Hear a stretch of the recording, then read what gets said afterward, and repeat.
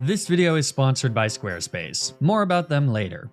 I did a hardcore Nuzlocke of Pokémon Scarlet using only Green Pokémon in honor of St. Patrick's Day. As usual, the 137 Pokémon that are classified as green in the Pokédex include some bizarre choices. But I've got no room to be picky because in a Nuzlocke, if a Pokémon faints in battle, it's dead forever. And since I can only catch one Pokémon per area, protecting every single little lass and lad is of the utmost importance, especially if we have any hopes of making it all the way to the fight against Professor Sada. So, let's get started. My first encounter is Sprigatito, the grass cat Pokemon. Not a whole lot of creativity with that classification, huh? I decide to name my new bestie Affleck, for what better way to celebrate an Irish holiday than to name my Pokemon after actors from Boston? Look, in my head it made sense at the time, but I'm seeing now that it's a pretty thin connection. Anyways, since I chose Sprigatito, my rival Nimona, who casually has a freaking McMansion compared to my single mother's quaint little shack, chose Quaxley, who we doink with a few Lefages. From there, it isn't too long, other than the 45 minutes of cutscenes, until I catch my second Pokemon, a sweet little Smoliv named Aduba. Hey look, it's a whole armada of Smolivs. Aren't they just the cutest? Hanging out, minding their own business, making small talk. It'd be a total shame if we killed them all with... Okay, so Aduba's not exactly the strongest Smoliv in the Smorchard, but that's fine because our next encounter is... Oh shit! As I was saying, Evans the Capsicid has enough gutsy gumption to compensate for Aduba's temporary mediocrity. At this point though, we've got a pretty big problem because the first gym leader, Katie, uses bug-type Pokemon, which are bad news for my mono-grass team. But fortunately, I have the perfect weapon for Katie's bug. A bigger bug! What? You get a bigger bug to squish the other bugs with, right?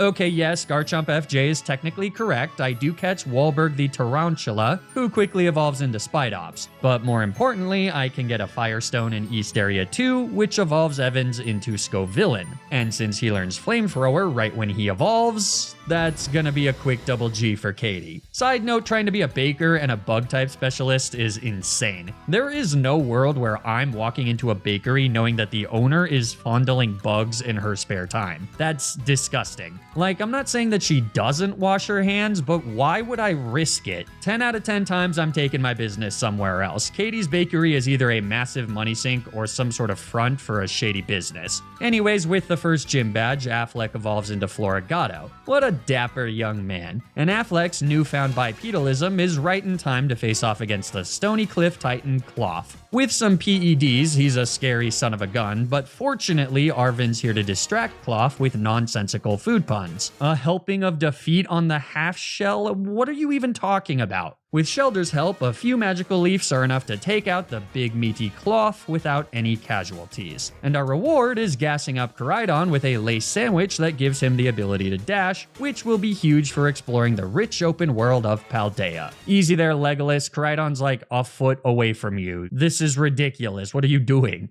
On our way to Artizone, I run into a green plumage Squawkabilly. So, by quietly creeping up on him, we can— Oh shit!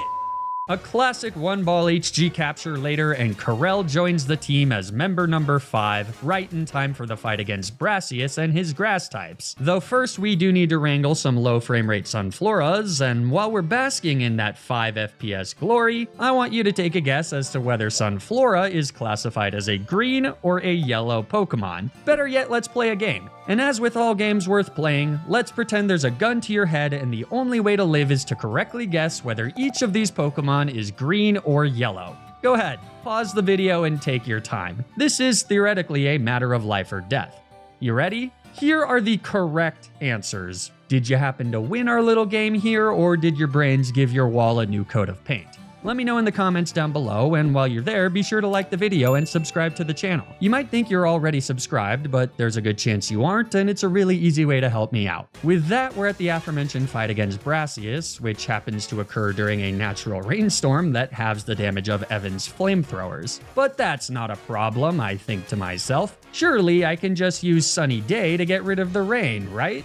No past Flygon, you stupid idiot. Obviously, you can't change naturally occurring weather in Scarlet and Violet. That's clearly not a bug and 100% how weather is supposed to work in this well-designed and completed game. And of course, it's only natural that even if the rain visually disappears, it's still there for the rest of the battle. You'd have to be an unstoppable moron to not instinctively understand that. These are good games. Fortunately, Evans is free to set up a few growths to compensate for the invisible rain reduction, meaning that just like Katie's bugs, Brassius's Pokemon get burnt to a crisp. Though his ace truly Wudo, his words not mine, has Sturdy. So it's actually Corel who takes the kill with a priority quick attack. Now, before facing off against the next drugged-up Titan, I make sure to catch myself a sweet little Tadbulb named Adebary. And don't worry, you're not going totally insane. This floating little light bulb is not a green Pokemon. But her evolution is, and by heading to the top of one of the windmills in West Province Area 1,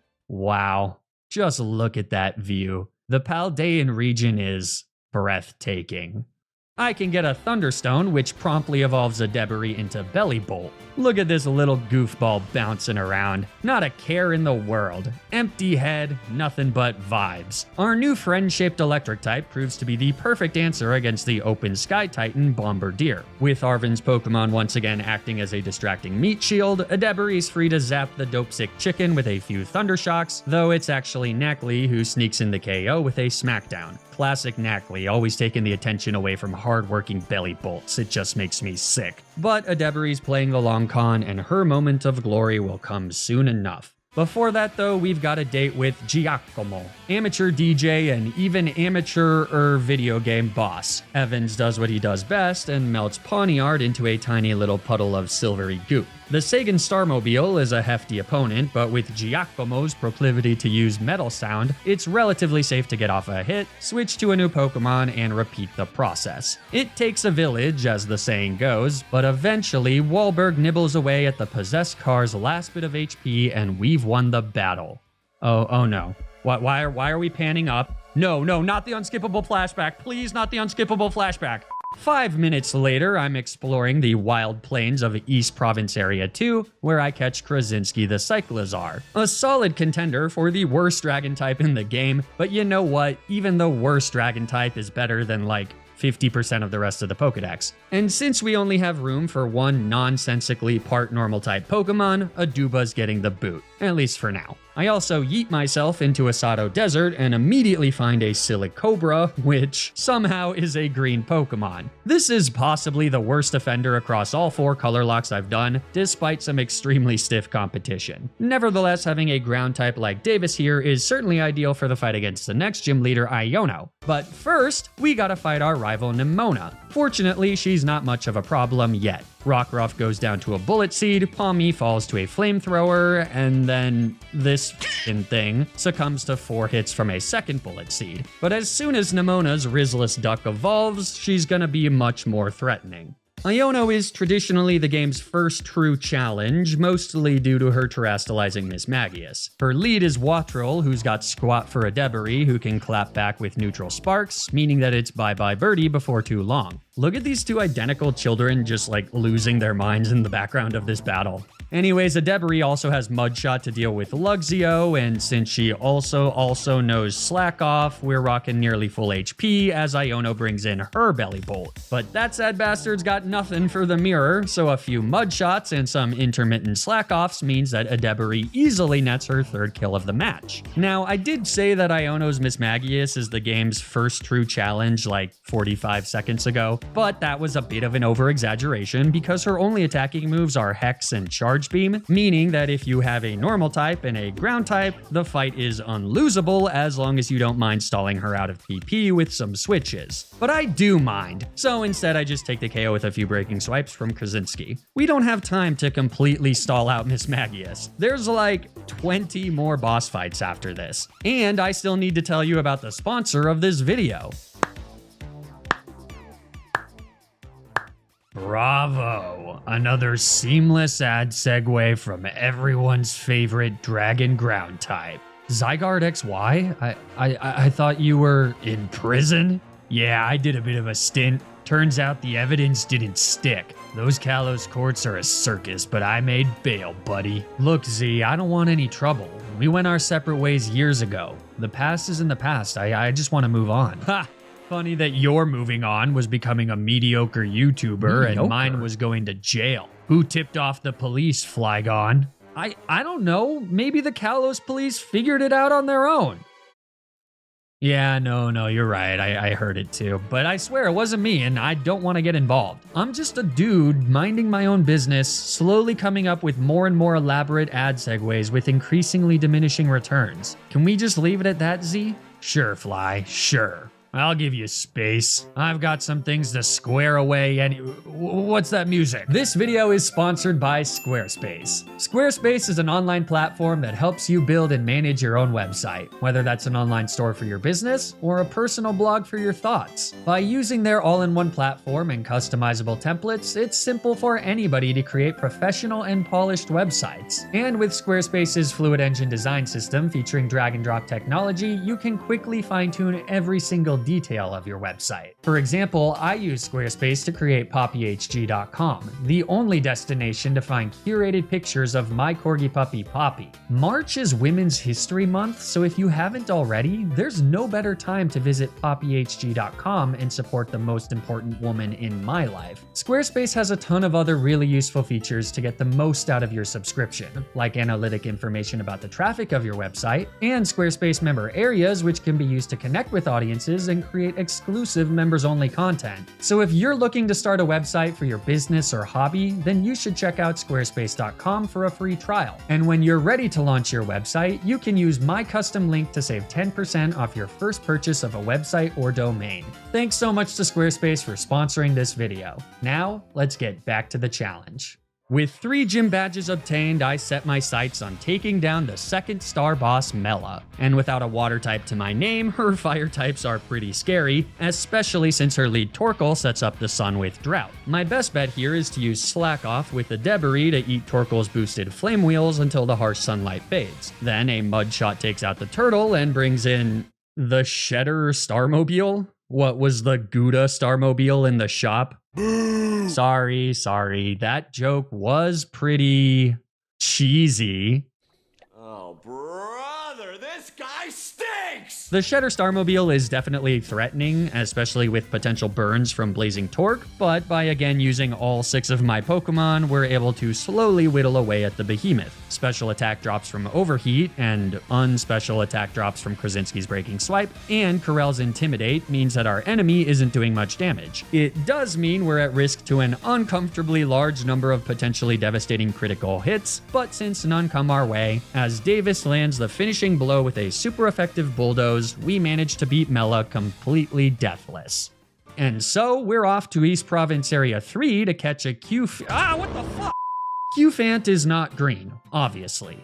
I guess. But Copperajah is. Kinda. So until Damon evolves, he's got to go into the box. Also in East Province Area 3 lies the lurking Steel Titan Orthworm, who looks like the PBS Kids version of the Sandworm from Dune. And since apparently March is Paldea's wet season, Natural Rain once again halves the damage of Evans's flamethrowers. But it's nothing that Arven's mighty Toad School can't handle. With a rousing speech from Arven, his fungal warrior storms the weather-worn battlefield, and then immediately gets one-shot by Iron Tail. That noble, albeit a little embarrassing, sacrifice means that Evans is at full HP, as Shai-Hulud fails a sandstorm thanks to the invisible rain. Just incredible stuff from this video game. We can only get off 2 flamethrowers before Evans is at risk to an Iron Tail, so ultimately it's a Debris who comes in and takes the kill with a Spark. 3 Titans defeated means that Koraidon relearns how to swim, which lets me pounce on a school of Basculin. A single Ultra Ball is all it takes to rip Norton from his family and slap him onto the team as another water resistance right in time for the fight against Kofu. Against his lead Vuvuzela, I go with my go-to early game powerhouse, Evans. By setting up Sunny Day, I can activate our Chlorophyll ability, but I completely forgot about Kofu's Pointy Fish knowing Pluck, which does a shockingly large amount of damage to my Spicy Pepper. So, not wanting to lose a Scovillin to Kofu for a second time, I switch out to a Debris. Vuvuzela's attacks bounce right off her as she can use Volt Switch for a massive chunk of damage, and a free swap back into Evans, who's now good to take out the last little chip of HP that a Debris left. With the sun still shining bright, Evans can also outspeed and one-shot Wugtrio, swiftly leaving Kofu with his hideous ace, Crabomobile. You can thank Wacko for that pronunciation, I'm never calling it anything else. I bring in Corel to get off an Intimidate as Kofu terastalizes and lands a Rock Smash. A switch to Affleck means that he eats a resisted, but still extremely powerful Terra-boosted Crabhammer, revealing that a critical hit on the following turn will kill us faster than a bad case of curiosity. But it's a risk I'm willing to take, and one that pays off well as Seed Bomb connects for over 50%, and Crabominable just whiffs a slam. So one last Seed Bomb means that our Dapper Kitty gets the KO, and the 4th gym badge is ours. Okay, credit where credit is due, that's a phenomenal picture. Our next stop is the Navi Starbase deep within Tag Tree Thicket where Atticus and his poison types await, and he is easily the toughest boss so far. The level cap is still too low to use Damon the Q-Fant, so our only poison type resistance is Davis, who's not exactly blowing people away with her incredible stats, and is also a few levels away from evolving. We can get 2 more encounters though. The first is a Scyther named Delaney from South Province Area 4, and he doesn't really help us with our poison type problem, but Dratch the Larvitar from South Province Area 5 does. Her rock ground typing gives us a phenomenal quad resistance to poison type moves, though since Pupitar is blue, we can't actually evolve her. Still, by slapping on an Eviolite, she's got decent bulk. It's gonna have to be enough as our showdown against Atticus begins. He leads with Skuntank and I lead with Krasinski. Atticus attempts a priority Sucker Punch, but it fails as Krasinski uses Shed Tail, using half his HP to create a substitute and simultaneously bring in Dratch. I was hoping that our sub would be strong enough to survive a single Sucker Punch, but unfortunately it's not. And worse, Dratch's Earthquake is not the one-shot I was hoping for either. So I decide to switch to Wahlberg the Spidops on a Toxic. But despite Venoshock now doing double damage, he survives one hit and sets up Sticky Web to lower the speed of Atticus's Pokemon on the switch. Then it's off to Corel on a now much weaker Venoshock. And on the following turn, with a Fly, we take out Skuntank, using leftovers to get back to nearly full HP. But that was a lot of resources for one Pokemon. Muck comes in second, so I switch to Davis. With an Assault Vest, he's able to comfortably eat a few Sludge Waves and do decent damage with Dig. Though after getting poisoned, I decide to bring in Dratch. She skillfully avoids the poison, and with Wahlberg's Sticky Web support, manages to outspeed Muck and hit him with an Earthquake that gets the KO. Revavroom is third, and even with the speed drop from Sticky Web, JV Track Captain Dratch is not outspeeding. So I switch to Adebri on a resisted Iron Head. Bulldoze hits hard on the following turn, but so does our Mud Shot, which causes yet another speed drop. Unfortunately, Revavroom is so fast that 2 speed drops is still not enough for Dratch to outspeed, so, and bear with me because this is a little unnecessarily complicated, I first switch to Corel to get an Intimidate and bait another Iron Head. This grants me a safe switch back to Adebri, who now once again baits Bulldoze. That lets me bring in Wahlberg, who resists the hit, and again baits Iron Head, meaning that he can use Silk Trap to lower Revavroom's speed for a 3rd time so that Dratch can outspeed. But it's here where I decide to completely pivot strategies. Always a good thing to do mid-battle and a sign that you're doing everything correctly. Dealing with Atticus's first few Pokemon has done quite a number on my team, but honestly, baby, who's counting? Wait, no, I'm counting because we still have to fight the Starmobile, so instead of setting up the KO with Dratch, I go to Adebri on the Iron Head and start clicking Slack Off. With the attack drop from Intimidate, Bulldoze really isn't doing much despite being super effective. And I can just freely switch to Corel for another Intimidate. This also has the added benefit of again baiting Iron Head, which this time triggers Adebri's static. 30% of the time, it works every time. With another Slack Off, Adebri gets back to nearly full HP, and Revavroom gets fully paralyzed, meaning that we can finally take the KO with a Discharge and face down the Navi Starmobile. Time for some quick play-by-play because this turns into quite the endeavor. Even with the speed drop from Sticky Web, the Navi Starmobile is blazing fast and nails Adebri with a nasty Noxious Torque before we get off a weak Mud Shot. We can also use Slack Off to maintain a decent amount of HP, but with only 5 PP and Noxious Torque having a 30% chance to poison, this is not going to be a long-term solution. We miraculously manage to avoid the poison for several turns until I decide to slow Volt Switch out and bring in Corel for an attack drop via Intimidate. On the next turn, I goof by going for Torment, since Starmobiles can actually be affected by status moves. But because Atticus just wants to get the speed advantage with Flame Charge, it's not the end of the world. Here, I decide to bring in Dratch, who baits Spin Out, which lets a Debris come back in while also dropping the Starmobile's speed by another 2 stages. A few turns later, a Debris used up her last slack off PP and gotten poisoned, so with one final Mud Shot, her job is done and salvation is near. The Navi Starmobile is now sitting at -5 speed. A switch to Corel gets off one last Intimidate as he comfortably takes another critical hitless Noxious Torque. And then we go for Fly. 2 hits is all it takes to put an end to the longest and most grueling match of the run so far. That's 3 star bosses defeated and no flashbacks. On our way to Medali, I run into a Tropius in West Province Area 3. Not exactly the best Pokemon I could have caught here. A Breloom would have been ideal, but she's better than nothing. Well, with the new level cap, I can finally evolve some of my weaker teammates. Davis evolves into Sandaconda, which is like 10% more green, but still a pretty egregious miscategorization. After that, Affleck evolves in... Do you mind? As I was saying, Affleck evolves in... Get out of here, Lechonk! Affleck evolves into Meowscarada. Some people just have no regard for personal space. And last but not least, here is Damon, who evolves into Copperajah, ending his stint in the box, and granting me a much-needed Steel type right in time for the fight against the most relatable character in the entire franchise, Larry. Man just wants to clock in for work, earn his paycheck, have a nice meal, go to bed, and then repeat that until he dies. It's the Paldean dream, baby. Affleck quickly takes out Larry's little marsupial with Flower Trick and U-Turn, granting Damon a free switch for his debut against a Dunsparce. But for now, it's a short debut as I bring Affleck back in on a resisted drill run. Another Flower Trick does just about 50%, but the price is that we get hit by a Glare. Should've held a Cherry Berry instead of some stupid leftovers, because even though we eat a Hyper Drill on the next turn, Affleck gets fully paralyzed, forcing me to hard switch to Damon. He eats the hit relatively well, and then baits another drill run, meaning that, nope, just kidding, Delania the Scyther comes in on another Glare. Unideal, but with an Eviolite, he comfortably takes the hits needed to win the matchup, meaning that Larry is quickly left with just his Staraptor. I always love this cutscene because the chef gives Larry this huge pep talk. Dozens of people flood the restaurant to cheer him on. He makes this big show about terastalizing Staraptor, and then we cook his ass anyways. It's so embarrassing. It gets me every time. With 5 gym badges obtained, Nemona wants a rematch, and she doesn't even let me take a beat, so I'm stuck with the same team that I used to pulverize Larry.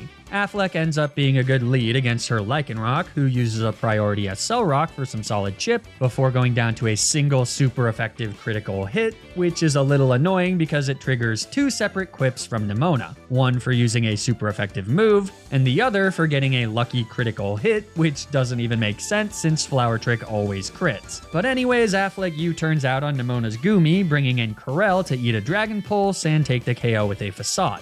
Pomo is third and the final Pokemon before Nemona's Ace, which is now a massive problem. Much like Meowscarada, Quaquavel also got a nasty signature move in the form of Aqua Step, an 80 base power water move that always grants a speed boost. With Terra, it hits extremely hard, and just one boost will be enough for Quaquavel to outspeed my entire team. So the easiest way to deal with him is to outspeed and one-shot with Affleck, meaning that he needs to be the one to take out Pawmot. A single Mud Shot from a Debris does enough damage to easily put the rat in range to a Flower Trick. So Affleck comes in, shrugs off a resisted Spark, but gets paralyzed, which means we won't outspeed Quaquavel. With a U-turn, I go back to a Debris who takes the KO on Pawmot with another Mud Shot. But after that, Quaquavel takes the stage. A Terra-boosted Aqua Step brings a Debris into the yellow, so she fires off a massive discharge, but it's not nearly enough for the one-shot.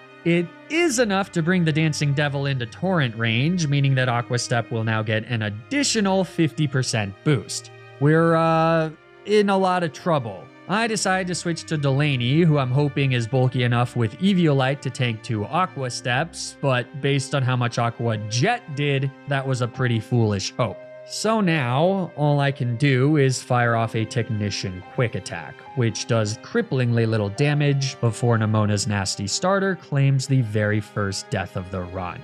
That's brutal, but the question now is, will the rest of my teammates be following Delaney into the afterlife? Really, my only chance at beating Quaquaval is Affleck. He needs to dodge the crit here and then connect through paralysis. If he doesn't, we're completely ducked.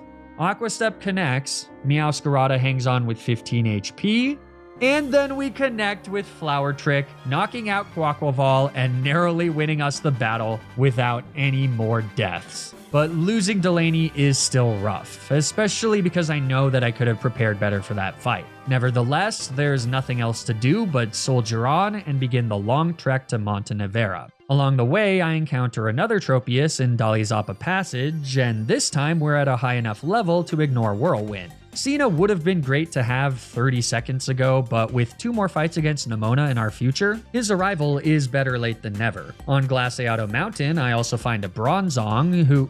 Get down here, Bronzong.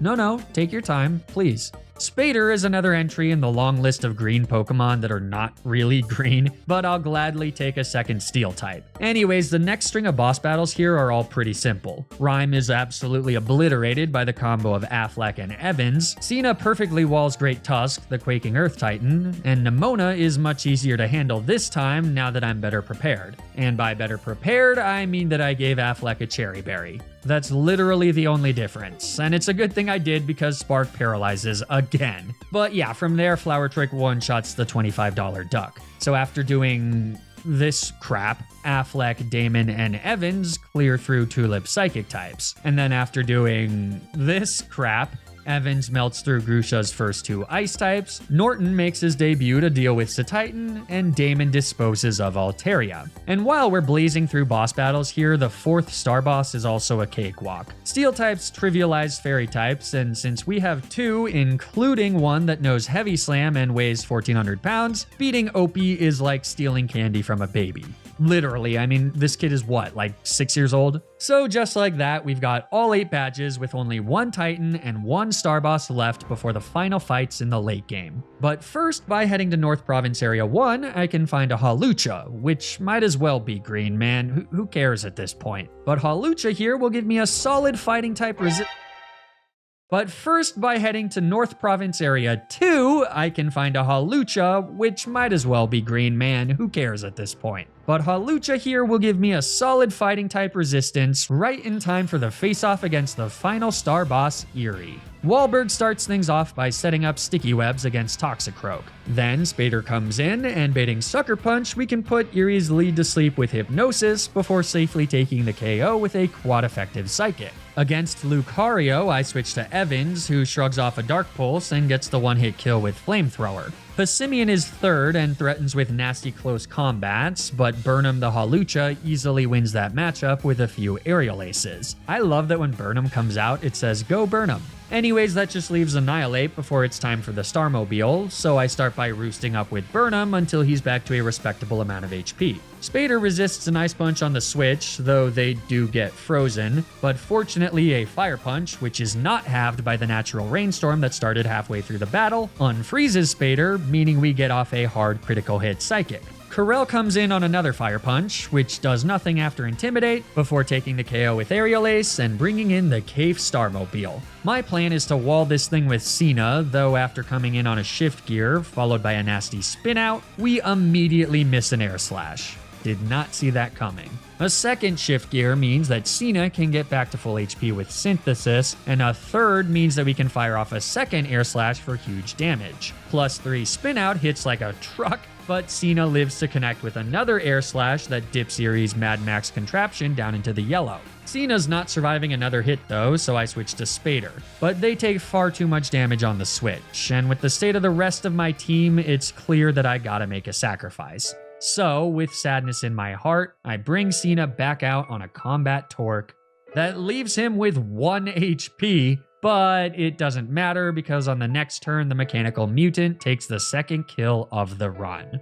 At the very least, Spin Out has lowered the Starmobile's speed, and Cena's Rocky Helmet has chipped them low enough that Burnham should be able to move first and take the kill with a super effective flying press. Unfortunately, with the defense boosts from Stamina, we fall just short, letting the Starmobile go for yet another shift gear, meaning they'll outspeed, and at now +4 attack, our new teammate is surely doomed. Unless Eerie goes for shift gear again. That was so needlessly greedy and ultimately her downfall as Burnham now takes the kill with another flying press. The false Dragon Titan Tatsugiri is a breeze for Aduba, who's now a fully fledged Arboleva. So with that, we're finally off to the Pokemon League. For the sake of tradition, I'll be facing off against all 4 members of the Elite Four and the champion Gita with the same set of 6 Pokemon, all leveled up to level 59, since without the option to turn off the XP share, all of my Pokemon will gain 2 or 3 levels by the time I get to Gita. A crippling weakness to fighting type attacks aside, my team's pretty solid, anchored by Dratch, who has now finally evolved into her final green form, Tyranitar. So, with that, let's see if we've got what it takes to become champions of Paldea. The first Elite Four member is Rika, and her ground types are easy fodder for Affleck's flower tricks. The main problem is her Camerupt, but by switching to Krasinski on a resisted Fire Blast, I can set up a Shed Tail to bring Affleck back in on a Yawn, which fails thanks to our cute little substitute. And then with the little bit of chip from U-Turn, Flower Trick ends up being enough to kill Camerupt, which is pretty wild. But without getting our sub broken, this means that my Tricky Kitty can stay in against Donphan, despite her sturdy ability letting her fire off a super effective poison jab. Then though, another Flower Trick kills the elephant and Rika's remaining 2 Pokemon in 1 shot apiece, meaning that we're on to the fight against the second member of the Elite Four, Poppy. Her Copperajah manages to survive a flamethrower from Evans, which is a bit disconcerting since the plan was to use that to spam our way through most of her Pokemon. So on the next turn, I set up a Sunny Day, though it does mean that we eat a pretty powerful high horsepower, Copperajah is a horse confirmed, keep that in mind for the future, before Evans takes stun boosted KOs on Poppy's first 3 Pokemon. Magnezone has Sturdy, meaning that they live to set up a light screen, but fortunately I can just bring Affleck in and click Brick Break, which breaks the screens and gets the KO. That leaves Tinkaton with Terra boosted Gigaton hammers, so I bring in Damon. It still does a ton of damage, or should I say a gigaton of damage, but our Earthquake does more. Since we don't outspeed, I decide that it's best to switch to a Debris who gets hit by a Brick Break that does... Jesus, Tinkaton sucks! That also activated our static, so a Debris just outspeeds and zaps Tinkaton down with a Thunderbolt for the victory. The third member of the Elite Four is a familiar face, and unfortunately for him, round 2's not gonna go any better. I lead with Krasinski because he knows Ice Spinner, but at the last second, I realized that instead of taking the kill against Lerald's Tropius, RIP Cena, I can just go for Shed Tail to bring in Evans as our enemy willingly sets up Sunny Day. That gives me the Chlorophyll speed boost, meaning that I'll still outspeed and one-shot Tropius with a Flamethrower. But more importantly, it means that I can outspeed Staraptor, who comes out next. And with the substitute laying its life out on the line, we can avoid taking any damage as 2 Flamethrowers get the kill. Against Oricorio, Damon breaks through Confusion to get a clean kill with Rock Slide, and against Altaria, Dratch is perfectly poised to get a one-shot with Ice Punch. The issue is that I do actually need to stall out my own Sandstorm for a reason that will be clear in 13 seconds. So I just switch back and forth between Damon and Dratch before taking the kill on the 5th and final turn of Sandstorm, leaving Laramie with nothing but his Flamigo. Fortunately, I can safely switch to Affleck on a weak... Nah, just kidding, we have a Focus Sash, hence the need to stall out my own Sandstorm. And with the defense drop from the close combat, Thunder Punch is now enough to get the one-hit kill and win us the battle. So last is Hansel or whatever, and again I lead with Krasinski. This time he just nets 2 easy one-shots with Ice Spinner on Noivern and Flapple. Dragalge's a skosh too bulky, so I bring in Dratch, who takes the KO with an Earthquake. Haxorus has Iron Head though, so I let a Debris deal with him. Dragon Claws are pretty nasty, but with Slack Off support and our reliable static ability, Adebri is able to bring him all the way down into the red before Volt switching out into Damon, who takes the KO. I needed Damon out when Haxorus went down because he's our only Pokemon that resists Baxcalibur's nasty Terra boosted Glaive Rushes. Baxcalibur does have Brick Break also, but Damon's bulky enough to eat one and retaliate with a Play Rough. It's a bit risky relying on a 30% accurate move, but sometimes you gotta do it. With that damage though, I can now bring Krasinski back in, who barely survives a super effective Brick Break, which was definitely really lucky because Krasinski definitely isn't holding a Focus Sash that definitely isn't reusable in this game, meaning that he can take the kill with a Dragon Claw and win us the battle. The Elite Four? More like the Elame Four. But forget everything you know about challenging boss battles, kids, because this next fight against the champion Gita is insane. Lee Easy. She's a joke. Barely a passing thought. She's the Shea Wiggum to my Skull Devil. That right there is a Kong Skull Island reference for your Flag on HG bingo card. So yeah, we completely sweep Gita with exactly 2 Pokemon. Affleck starts by killing Espathra, Evans comes in on a Play Rough and then kills Go-Goat, King Gambit, and Avalugg before Affleck switches back in on a Psycho Cut and then takes the kills on Vuvuzela and an unfortunately terastalized Glimora. So just like that, we've become champions of Paldea. I'm whelmed with emotion. Fortunately, that is not the final fight of the playthrough. In fact, there's like 5 more, and they can be pretty tricky. Certainly trickier than Do You Have a Fire-type Gita, so let's get right into it. Before facing off against the big bad of the Starfall Street storyline, I gotta beat Clavel, and I forgot that his level cap is actually lower than that of Gita's, so I let my B squad handle him. He's not much of an issue, other than the fact that he has a terastalizing Skeledirge, which, much like Nemona's Quaquavel, has the potential to snowball with his signature move Torch Song. So I just make sure to take out Clavel's Amoonguss with a U-turn, letting me safely bring in Norton as the Spooky Croc comes out last. And then my little fishy gets a clean KO with an adaptability boosted Wave Crash, winning us the battle. I decide that Arven is next, so it's back to Poco Path. Against Peter Griffin, Burnham gets the 2-shot with Flying Press. Kind of stunned we needed 2 shots, but I guess Greedent's pretty chunky. Fortunately, Flying Press is a 1-shot against Scovillain, as is a Grassy Terrain boosted Energy Ball against Garganical. Toadscruel is a bit obnoxious thanks to Spore, but Spader is immune to, or at the very least resists all of her moves, so we can still beat her down with a few heavy slams. Cloyster procs a Debris Static via Liquidation on the switch, which means that we get a very easy kill with Volt Switch on the following turn, which also lets me bring in Corel as Mabostiv comes out and terastalizes. U-turn does a solid bit of chip before I bring in Dratch, who's bulky enough to shrug off a Crunch, and then a Play Rough as 2 Choice Scarf to low kicks get the KO and win us the fight in the Path of Legends storyline. So like a ping pong ball, it's right back to where we came from.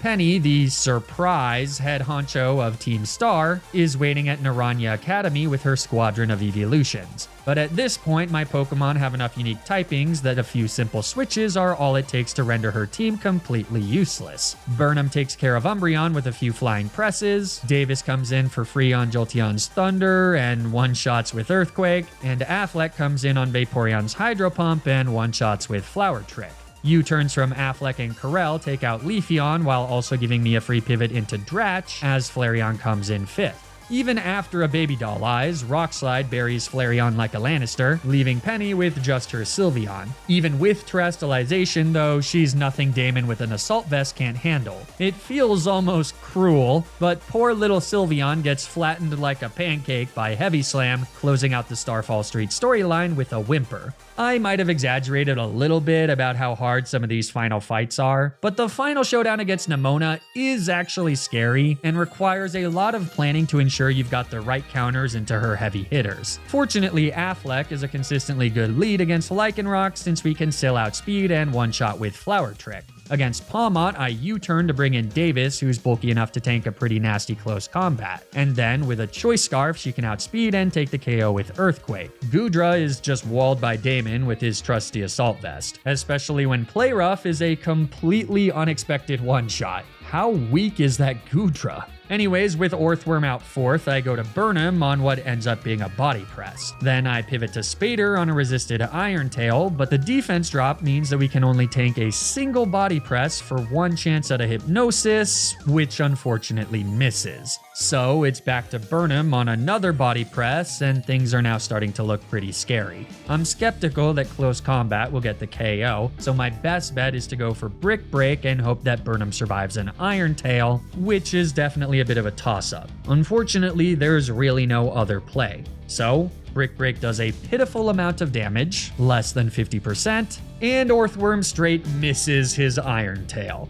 I guess we'll never know what would have been. Between Eerie and Nemona, Burnham just refuses to die. You really got to admire his will to live. And so, against the Dunsparce, I U-turn out to bring in Dratch. Once again, we need to maneuver this matchup carefully because the Aqua-stepping Quaquavel is next. Fortunately, we can just low kick the Dunsparce once as he goes for Coil. A crit on low kick would have actually been really bad, but now we can just swap to Affleck on a drill run and break through the defense boost from Coil via Flower Trick to get the kill. So, for the final time, Nemona brings in her Terastalizing Dancing Duck, who falls to one last Flower Trick as the screen fades to black. The Victory Road storyline has been completed, but there's still one last fight deep within Area 0. The fight to save all of Paldea from Alsada, the worst mother the Pokemon series has ever seen.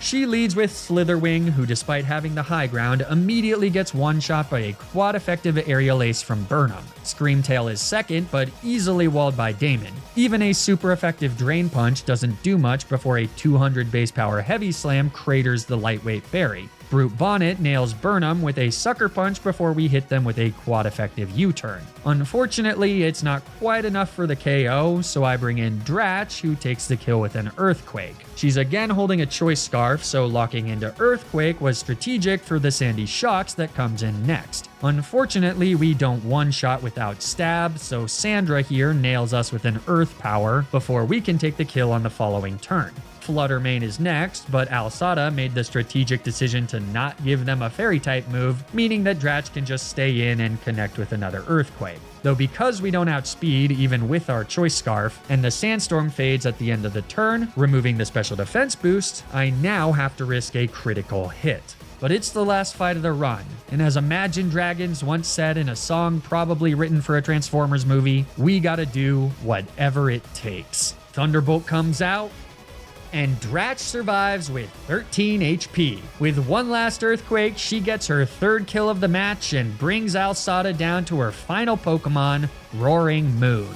A booster energy gives the Draconic Beast a scary attack boost, but it's nothing Evans can't handle. Holy shit, that was a ton of damage. Okay, time to panic. Roaring Moon is going for a random move here, since they all will kill. Could be Dragon Claw, could be Earthquake, could be Stone Edge, could even be Night Slash. So there's not really a safe switch here, but I decide that Affleck is my best bet. Things work out as Roaring Moon opts for another Earthquake. This means that I can now hit them with a super effective U-turn, which does a massive chunk of damage and lets me pivot into Damon on a resisted Dragon Claw. Then it's out to Burnham on a resisted Night Slash, which means that we're safe to go for close combat, but Roaring Moon actually outspeeds, killing Burnham in the 11th hour. Since we were faster than Roaring Moon with Affleck, I just assumed that Burnham would be faster too. That was obviously a huge mistake, especially because I could have easily just switched to Affleck instead. Or even better, Affleck knows Low Kick, which has a base power of 120 against Roaring Moon. And based on how much our 70 base power U-turn did, I'm pretty sure a single Low Kick would have just been enough for the one-shot, which would have saved Burnham's life. Nevertheless, with one final hit, Affleck takes out Roaring Moon, winning us not just the battle against Alsada, but the entire run. Scarlet and Violet runs are always a bit of a mixed bag for me. I love the diversity of the Pokédex and, well, that's about it, I guess. There are way too many boss fights in this game, and most of them are way too easy. Add all the glitches and bugs and the unskippable cutscenes, and the games just feel kind of limp. I know I probably sound like a broken record when I complain, so I'm sorry, but I really want to like these games because the massive decks means that there are a lot of possibilities for really fun and unique challenges. I could always impose even more restrictions on my rule set, but that wouldn't even really help me with the main problem, which is that these games feel more like a chore to complete than most other entries in the series. I'd love to know what you all think about how to make Scarlet and Violet runs a bit more interesting and especially less tedious, because I'm at a total loss. Regardless, I hope you still enjoyed the video and that the script was enough to keep things entertaining. If it was, it'd be great if you could like the video and subscribe to the channel. Or don't, I don't know. But I do know that you should subscribe to my Patreon if you want to directly support the channel, and join the Discord if you want to stay up to date with new videos and streams. Links to everything are in the description down below. Stay tuned for more Nuzlocke content, and until then, remember to always, always, always play around the critical hit.